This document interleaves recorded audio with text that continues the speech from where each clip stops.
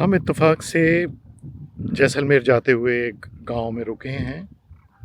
इस गांव को तो मैं जानता हूँ, खीचन इसका नाम है और इसने जो बर्ड्स के कंजर्वेशन में एक बहुत बड़ा रोल अदा किया है। डैमोसेल क्रेन नाम का जो पक्षी है जो मंगोलिया से आता है, करीब 6,500 किलोमीटर्स की यात्रा करके, वो यहाँ पे करीब बहुत बड़ी तादाद में है। जैसा कि आप देख रहे होंगे, बहुत बड़ी संख्या में ये पक्षी यहाँ मेरे पीछे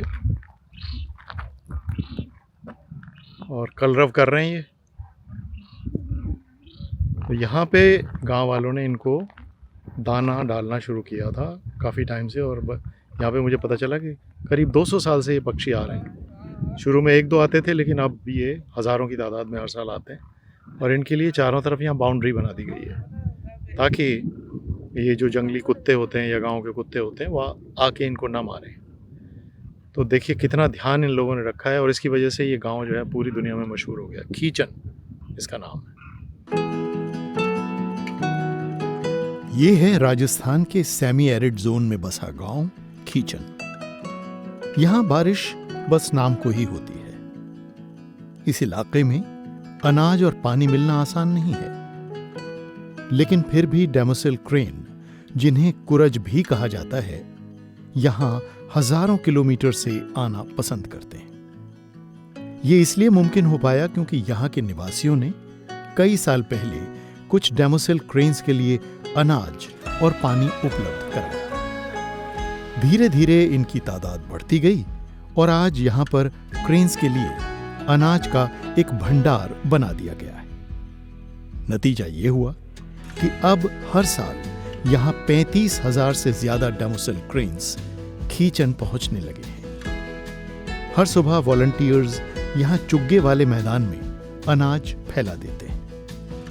डैमोसेल क्रेन्स का झुंड कई ग्रुप्स में आता है और चुग्गा खाने के बाद गांव के तालाब की तरफ निकल जाता है। यह सिलसिला करीब 5 महीने चलता है।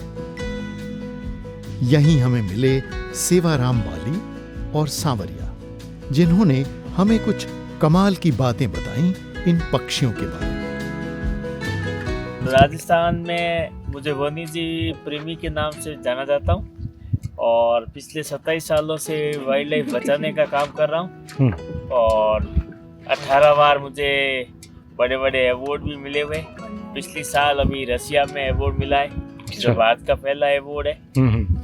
और बर्ड पक्षी इस तालाब के पीछे से 4,40,000 केवी की इलेक्ट्रिसिटी लाइन निकल रही थी, जिसमें एक पेपर में हमने न्यूज़ लगाई थी, कुर्जा के वे की कराऊं मैं थारे देश तो मिट जाएगा कुर्जों का नाम हिस्सा, जिससे राजस्थान उच्च न्यायालय ने शोमोटो लिया था।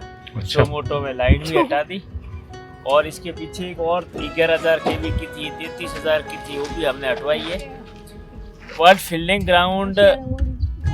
ग्राउंड चुगे का काम जैन समाज कर रही है और घायलों का बचाने का काम हमारा है। 2021 में सीआर फंड से सरकार के माध्यम से एक बर्ड एम्बुलेंस गिफ्ट में दी है, जो उससे रेस्क्यू का काम कर रहा हूँ। 2010 के बाद में आज तक करीब 3,000 बर्ड का रेस्क्यू मैंने किया। आपकी कोशिशों से इस गांव का नाम पूरी दुनिया में मशहूर हो गया है। बहुत ही ये चाहते हैं कि आज भाई आपको यहाँ बर्ड देखने के लिए आना पड़ा है। दिल्ली से आए हो तो कम से कम आपको 1000 किलोमीटर आना पड़ा है। हमें कहीं जाना भी नहीं, हमारे पास में बर्ड है, तो इसलिए हम सोचते हैं कि बर्ड की जितनी भी सेवा करें, भाई इनको देखने के हजारों किलोमीटर से आए, हमें हजारों किलोमीटर नहीं जाना पड़ेगा, बर्ड खुद हमारे सामने आ रही है। ये दिसंबर में इनकी संख्या चली जाती है 60,000 के आसपास। 60,000 तक? हाँ, ओ, 50 से 60,000 के बीच में रहती है।